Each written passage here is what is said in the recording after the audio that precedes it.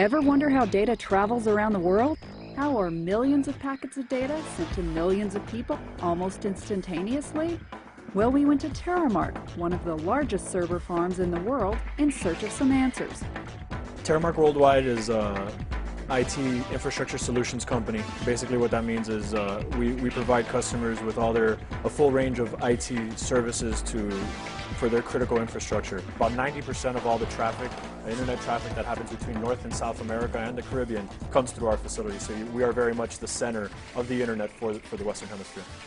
Built to withstand winds of over 155 miles an hour and equipped to survive over 14 days without power, Terramark's Map of the Americas is one of 5 Tier 1 network access points in the U.S. It's also the second main transoceanic cable head point for the East Coast. All your submarine cables, all your transoceanic cables turn up on the East Coast in 2 points, in New York and Florida. There are no more cable heads along the East Coast other than in Florida and New York. All the Florida cable systems turn up and then run along the Florida East Coast Railway. Most of your cable systems run along railways because of the rights-of-way involved. You don't want to have to cross highways and parking lots and people's property, so you run your cable systems along railways. Terramark's strategic positioning connects servers and carriers under one roof. The idea here is very much like an airport. It's very much like an information technology airport. Well, there will be information and communication coming in through one carrier and from one side of the world, and then it could be routed to another side of the world through our facility. It's a carrier-neutral environment. What does that mean? That means most data centers belong to a specific carrier. And with the Map of the Americas, we have a multitude of different carriers that all have their fiber optic cabling come into our facility. And then that way we're able to provide our customers with unmatched connectivity so that if anything may happen to their carrier, they can log on to another carrier and their service won't see any interruption. When it comes to exchanging data across the information highway, connectivity is a main factor. When you talk connectivity, what you're talking about is exchanging zeros and ones between boxes or between suites of boxes. Formerly, nowadays, that's normally done with IP.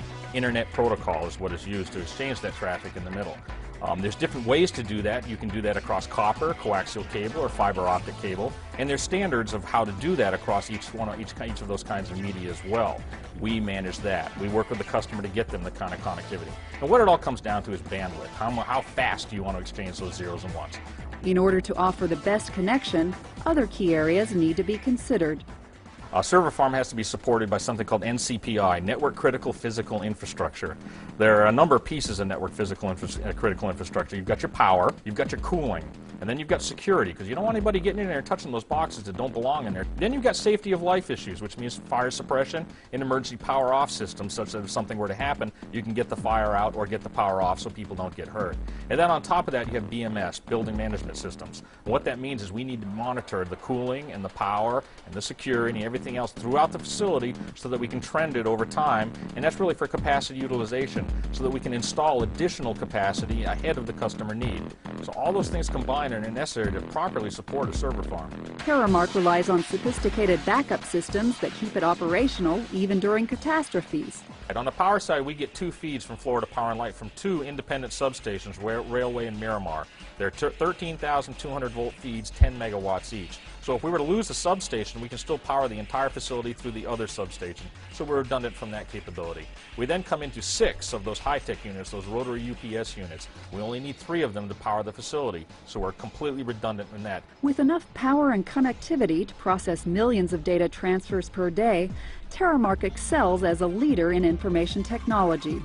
We have about 1,000 total customers for all our facilities worldwide. And again, that includes customers in Europe and Brazil, here in the United States, both in our facility here in Miami, as well as our facility in the Silicon Valley. Terramark is one example of how it all happens. So next time you launch your web browser, don't forget that it takes more than just a simple cable to enable you to share photos, text, and video across the World Wide Web.